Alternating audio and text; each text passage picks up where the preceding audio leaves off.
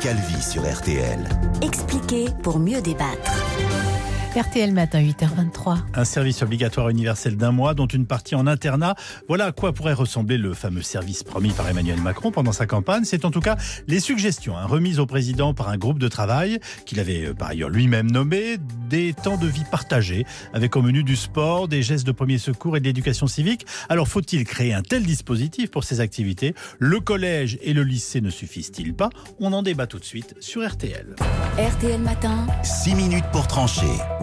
Émilie Garel, nous sommes également en ligne avec Régis Juanico, qui est député de la Nouvelle Gauche du département de la Loire. Merci d'être avec nous, monsieur Juanico. Vous jugez cette idée inefficace. Pourquoi ? Je pense que l'engagement de campagne d'Emmanuel Macron, il est généreux, mais qu'il est par contre irréaliste. Et aujourd'hui, on voit bien que le président de la République ne sait pas comment s'en dépêtrer.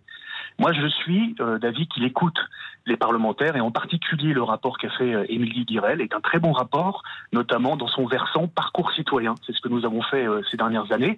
Par contre, moi, je suis en désaccord avec l'idée de mettre une semaine en internat une classe d'âge de 800 000 jeunes.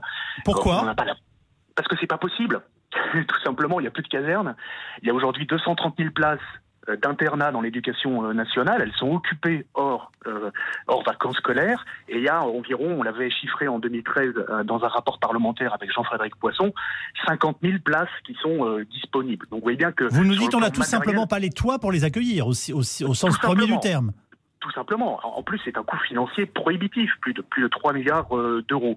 Alors que si on ne se limite pas simplement à un moment d'un mois ou d'une semaine à 16 ans, mais qu'on fait, comme le dit Émilie Guirel d'ailleurs dans son rapport, un parcours citoyen de l'école à l'université pour favoriser et reconnaître l'engagement civique, notamment avec le service civique, qui est une étape clé de plusieurs mois, 6 ou 8 mois au service d'une association ou d'une collectivité. Là, on va véritablement former les jeunes à la citoyenneté. Il ne faut pas attendre 16 ou 18 ans, il faut le faire, je dirais, dès la maternelle, dès le plus jeune âge. Un dernier point, est-ce que vous pensez qu'il peut y avoir un accord, un moyen terme à trouver entre la Nouvelle Gauche et la République En Marche sur ce dossier, Régis Juanico ? Oui, tout à fait. Simplement, on peut être intelligent de temps à autre, je n'en doute pas. Oui, tout à fait. Parce que le parcours citoyen, c'est une très belle idée. Les jeunes s'engagent. Il y a plus de 30% depuis 2015 dans les associations. Mais ce que je veux dire, c'est que la mixité et la cohésion sociale, c'est le rôle de l'éducation nationale tous les jours, pas simplement pendant un mois. Et si vraiment les activités... Ça ne suffit plus, visiblement. Ça ne suffit plus. Il faut retravailler là-dessus, monsieur Calvi. Il faut retravailler là-dessus. Parce que si on veut... On nous parle d'activité sportive. On nous parle des premiers gestes de secours. On nous parle des situations de crise ou de la transmission des valeurs civiques. Mais c'est ce qui se fait déjà dans l'éducation nationale. Alors, il faut le renforcer.